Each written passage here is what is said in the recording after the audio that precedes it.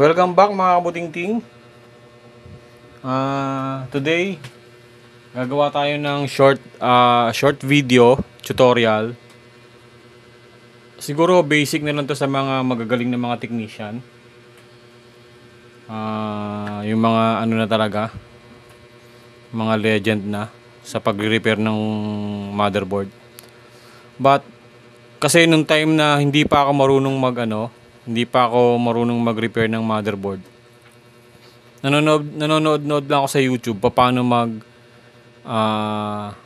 maghinang, paano mag solder tsaka desolder ng ng parts. Halimbawa, capacitor,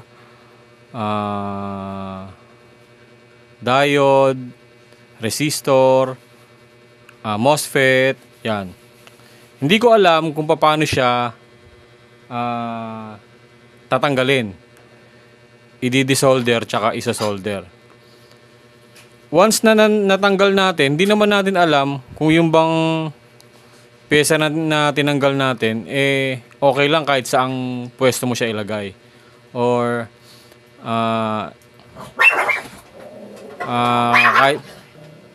kahit saan natin siya pwesto ilagay. Ngayon, syempre gusto natin makatulong sa mga newbies na mga nagre-repair, or kahit na hindi newbies. Kumbaga, kung gusto lang mag-DIY, usually halos karamihan naman dumaan sa pagdi-DIY when it comes to YouTube, gumagawa ng mga tutorial, usually doon lahat tumitingin So dito ituturo natin kung saan ba ang proper position ng pyesa na tatanggalin natin, at pag binalik natin, tama ba kung saan ba natin siya ilalagay. So yun, magi-start tayo sa ang ituturo natin ngayon is MOSFET lang. Dalawang klase ang MOSFET, isang malaki at isang maliit. So sa motherboard laptop, sa laptop motherboard, usually mga MOSFET ganito. Pakita ko po sa inyo. Ganito yung MOSFET na malaki sa laptop motherboard. Tapos ito naman yung maliit na MOSFET. So yan, mga ganyan. Meron din mga tatlong paa na MOSFET. Usually makikita natin yan sa mga desktop motherboard. Like for example, ganito. Tingnan natin kung meron tong tatlong paa. Hanap tayo ng ito. Yung MOSFET niya ito, same din. Medyo modelo na rin kasi ito Yan, same din. Tapos, wala tayong makita ritong maliit na MOSFET Ayun, meron dito. Ay, hindi. Iba yon. So, yung ganito, hindi natin alam kung MOSFET ba to. Yung tatlong paa, or diode, or transistor. So, malalaman lang natin yan kung ano yan pag chinek natin siya sa datasheet. So, para malaman natin kung ano yung pyesa na nakakabit dito. Ayun, ganun. So, simulan na natin. Sa MOSFET kasi, meron niyang palatandaan, or zoom natin para makita nyo. Lumabo? Ba't lumabo? Zoom. Yan. Start tayo rito. Itong board na to, mga ko naman to mga scrap board ko yan Buhatin na natin. I-ano ko na lang. Yan. Yan. Pakita ko po sa inyo para may idea kayo kung ano yung mga palatandaan dito sa MOSFET. So ito, like for example ito nasa gitna, meron siyang kaya kumaingay. So dito sa MOSFET na ito, meron siyang palatandaan na hole na ganyan, yung parang butas. So yan yung palatandaan niya. na ito yung source, ito yung gate, and then ito yung drain sa kabilang side. Ayan. Minsan walang ganito sa MOSFET. Minsan walang ganyan. So, ikaw na lang bahalang minsan naman makikita mo sa board, meron nakalagay diyang palatandaan. Minsan tuldok, puti, or minsan guhit. So, something like that. Medyo nag-shaky yung ating camera kasi hawak ko po siya. So, yun. Mag-start tayo rito sa MOSFET na to, itong malaking MOSFET na yan. Papakita ko sa inyo pag tinanggal natin. Meron siyang ganito. So, meron tayong sample dito eh.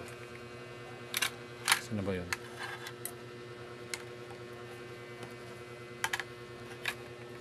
Meron siyang, pag tinanggal natin yung MOSFET na yon, mangyayari parang magiging ganito itsura niya.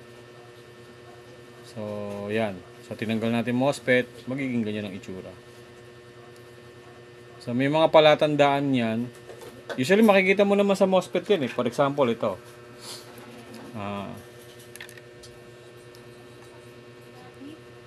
Ito yung MOSFET. Yan, for example. Nakatihaya siya, di ba? So, pag tinanggal mo siya, itong part na to, ilalagay mo siya dito. Tapos, itong mga maliliit na paa, dito sa kabila. So, usually, ganun lang naman. Pagka natin, tatanggalin natin siya sa solder. Isa-solder natin, tsaka desolder. Ganun lang. So, dapat do-double check nyo rin kung kung saan siya nakaposisyon. So, yan. Ganun. So, sample. Sample tayo. Magtatanggal tayo ng isang MOSFET. Then, ikakabit natin. Ano natin ito?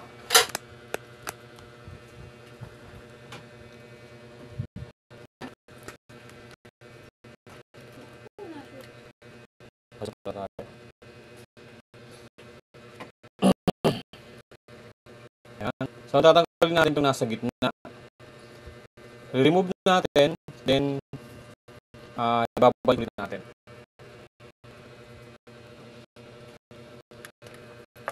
Para may idea po tayo.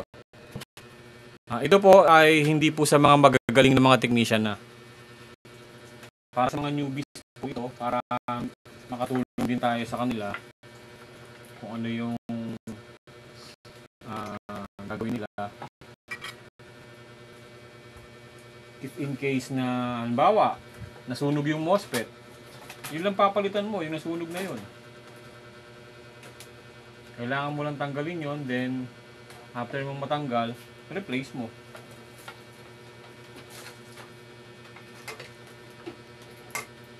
Wait lang po, nahanap ko lang yung aking yung saksakan ng ano natin. Anak na, nagbukol-bukol na.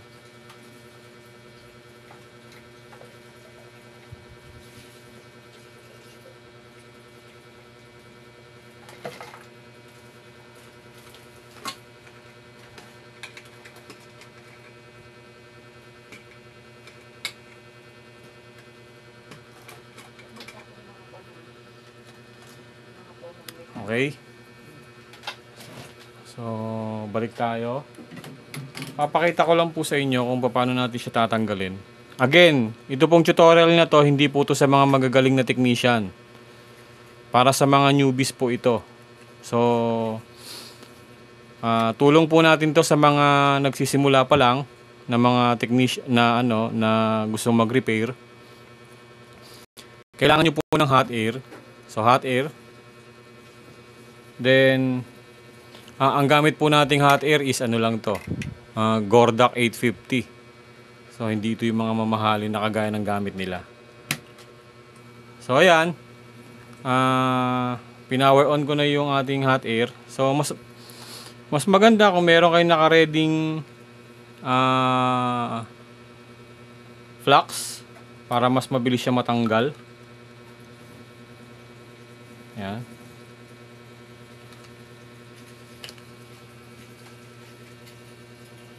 Kita ba? Ayun. Natanggalin natin. Kasi nung nag-start ako ng ganito na mag-repair ng board, actually lahat naman dumaan sa ganito eh. Walang magaling na nagsimula. Walang nagsimula na magaling na agad. So lahat tayo dadaan sa process. So kailangan mong tanggalin. Kailangan mo rin ng tweezer. Yan, ganito.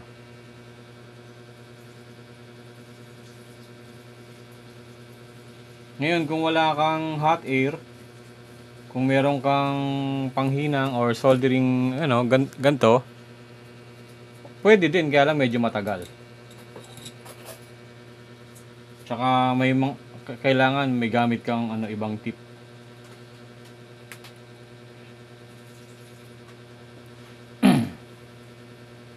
So, observe nyo, try nyong itanggalin.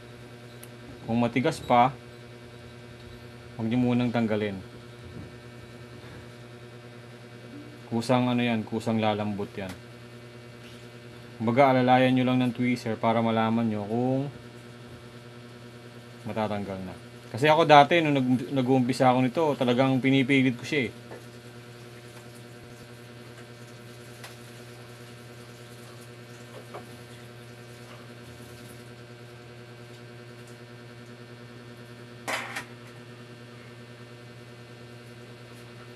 So imagine niyo na lang tong tinatanggal natin, siya yung shorted na MOSFET natin.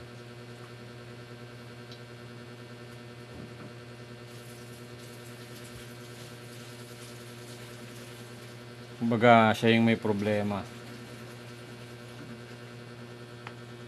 Taasan natin.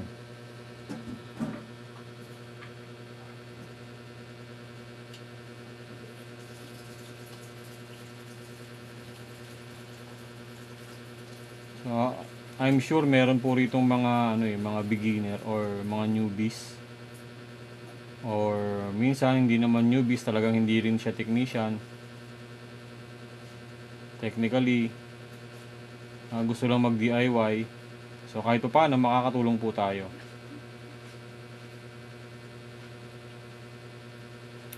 Ayan. So natanggal na po natin yung ating MOSFET.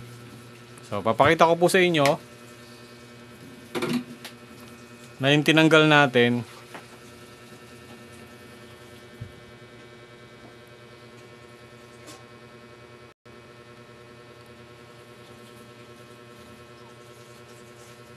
zoom natin ha. Yan yung pwesto ng MOSFET. So for example, yung MOSFET na yan tinanggal natin, siya yung may problema. Yan. For example, ito yung may problema. May code po yan. Meron po yung code na nakalagay dito sa ibabaw ng MOSFET niya. Makikita niyo yan kung ano yung code na yan. I-type nyo lang yan sa Google. Search nyo sa Google yung code na yan. Tapos after ng code, lagay nyo datasheet. Makikita nyo kung ano tawag dito sa pyesa na to. At kung ano yung information na meron dito. Kung ilang volts ba siya, ganun. So, ayan, natanggal na natin yung MOSFET. Ito yung pinagtanggalan. Check nyo yung ilalim ng MOSFET. Ayan. So, di ba magkamukha naman siya? So, ayan. Ito yung paa. So, pag tinignan natin, ito po yung pinaka-source niya. Ito yung gate na tinatawag. And then, ito yung drain. Source, gate, and drain. So, pag ibabalik nyo or magpapalit kayo ng, let's say, bumili kayo ng bagong MOSFET, alam nyo, ito yung problema. Pagbabalik nyo yan, ganun lang din. Makikita nyo naman sa likod yan eh. So yan, ganun lang. Tanggalin nyo lang. Then kabit nyo ulit. Paano siya ikabit? So same as same procedure lang kung paano natin siya tinanggal. Kabit mo lang, tapat mo sa pwesto, then gamitan mo ng hot air.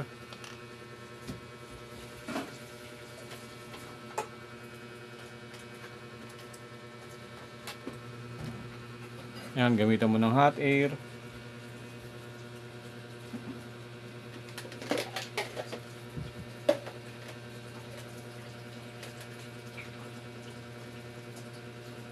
So natuwa lang po kasi ko sa isang nag-comment sa atin, na isang sabi niya new subscribers daw po natin na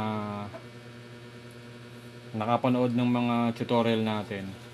So kaya ko po naisipan ngayon gumawa ng basic tutorial is para rin po sa kanya, para rin po sa ibang mga mga newbies.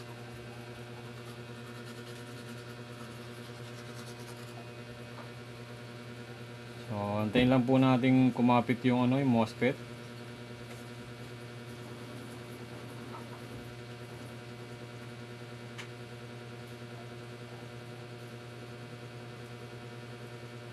Yan. Tingnan natin kung nakadikit na. Ayan na, kapit na siya. So, yung next natin, may mga MOSFET din na maliliit. Ayan. Yan, for example ito, yung nasa dulo. Ito. Tanggalin na rin natin yan. Same lang naman din ang procedure niyan pag tinanggal mo. Kagaya ng unang ginawa natin. Lagyan nyo lang ng konting flux.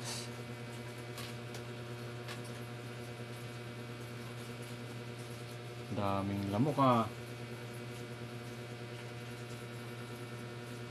Lalagyan nyo lang ng flux. Then painitan nyo. Yun. Ganun lang. Tanggal na natin yung yung MOSFET. So ito rin siya. Ganun lang din yan. Pero kung titingnan nyo, magkakadikit. Pakita ko po sa inyo.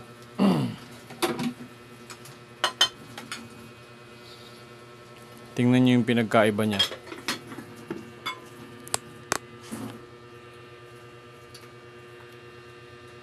So zoom natin yan. Yan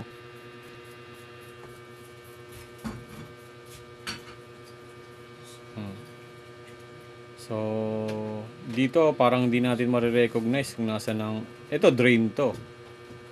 Hindi natin alam kung nasan dyan ang source tsaka gate. So, usually may mga palatandaan po yan sa mismong MOSFET. So, dahil ganyan yung pwesto niya, yung tinanggal nating MOSFET, nasaan na ba yun? Ganyan nyo lang din siya ibabalik.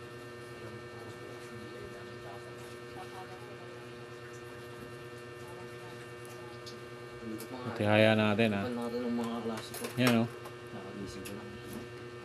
Ganyan natin siya ibabalik.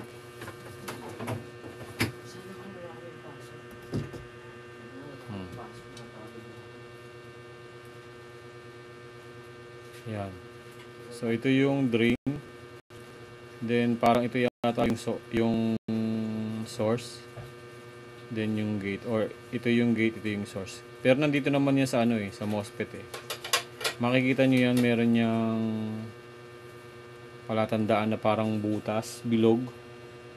So lang muna natin. Yan. Tapos babalik natin siya. Meron niyang palatandaang bilog, parang ganito. Tingin tayo rito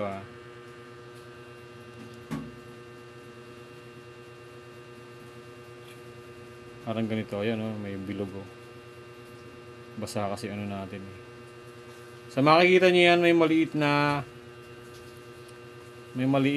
bilog dito. Yan. Ito, kagaya nito, may palatandaan yan, may guhit. So sigurado ito yung source na. Then yung gate na dito sa kabila. Sa dulo. Then ito yung drain. So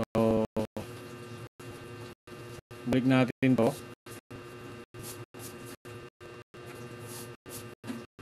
Yan, tama na yung posisyon. Try natin ibalik yung mouse natin.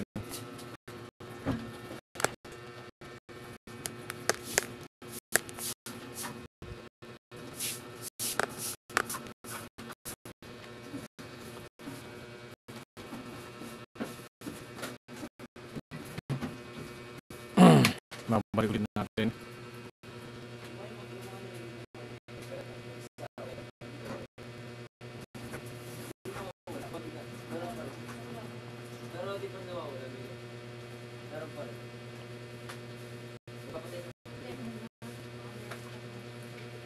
Baka walang tubig sa banyo ha.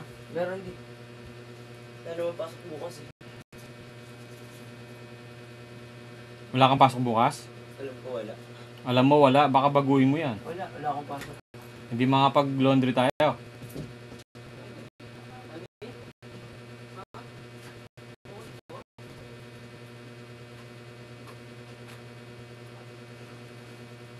Okay. So, tingnan natin kung nakakapit na. Okay, nakakapit na siya. So, ganun lang naman ang pag-ano natin, mga kabuting-ting. Pag-remove and pagbalik. Pag-solder and then desolder. Or, tama ba yung term ko? Pag-solder and desolder. So, kayo na lang po umunawa kung tama po yung term ko. So, kung paano natin siya tinanggal, ganun din natin siya ibabalik. So, same procedure lang naman dito sa MOSFET nating malaki at MOSFET nating maliit. So, dito naman, yung mga IC na malalaki, yan. Meron din yung palatandaan, mga kabuting-ting. Tingnan natin kung makikita sa camera ha. So, gamit lang kasi natin ay cellphone. Yan, tingnan natin. Kung makikita dyan yung... Ayun! Kitang-kita yung palatandaan. So... Ito yung... Ano niya, yung tuldok. Yan, yung bilog. Hindi naman siya ganun kalaki na kagaya ng sa MOSFET. So, ito ay... Yan. IC. Hindi ko alam kung ano to. Kung BQ ba to. Hindi to BQ eh. Yung charging IC. Hindi siya ano eh. Charging IC. So ito. Yan yung palatandaan. So pag tinanggal nyo po yan. Pag tinanggal nyo. Pag ni-remove nyo. At bumili kayo ng bagong pyesa or bagong IC. Pag binalik nyo. Tandaan nyo lang siya. Yan. Yung palatandaan na yan. Or bago nyo siya tanggalin, lagyan nyo siya ng mark dito as sign na dito yung ano niya, yung pwesto ng IC na yung palatandaan dito siya nakalagay. So pag tinanggal mo, so same as procedure lang dito sa MOSFET kung paano natin siya tinanggal. Ayan.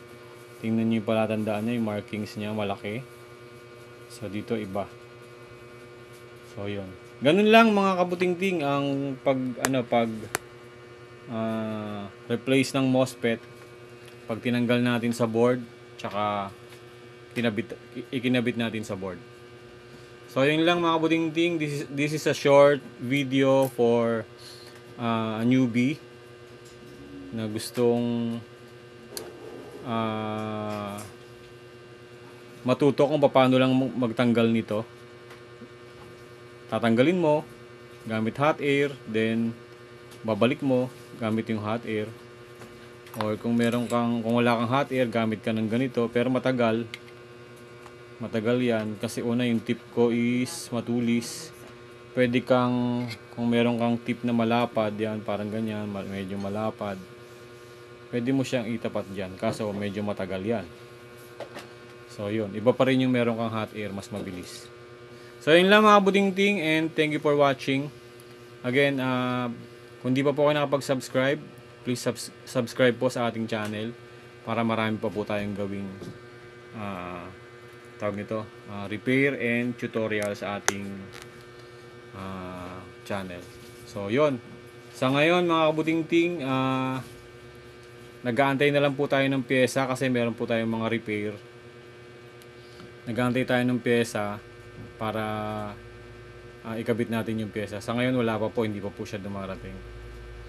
So habang nag-aantay tayo, gawa tayo ng tutorial para sa mga kaibigan natin, mga subscribers natin na gustong matuto ng basic. As in basic lang naman talaga to. Hindi to para sa mga magagaling again.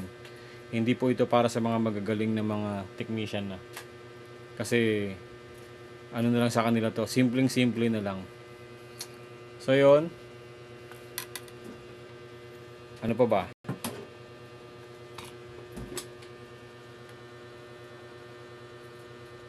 Wala na po tayong maibibig. Ito, ayan, parang ganito. Kagaya po nito, SIO chips.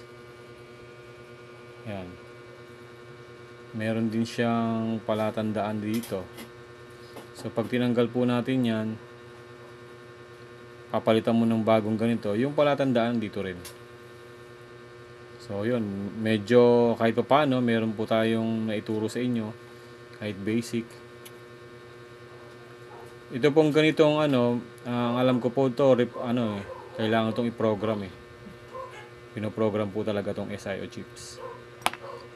So, ang problema ko, pagka SIO chips, wala po tayong pang program yan. Medyo mahal eh.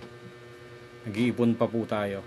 So, yun. Maraming salamat mga buting-buting and have a nice day po sa inyong lahat. God bless po and bye-bye.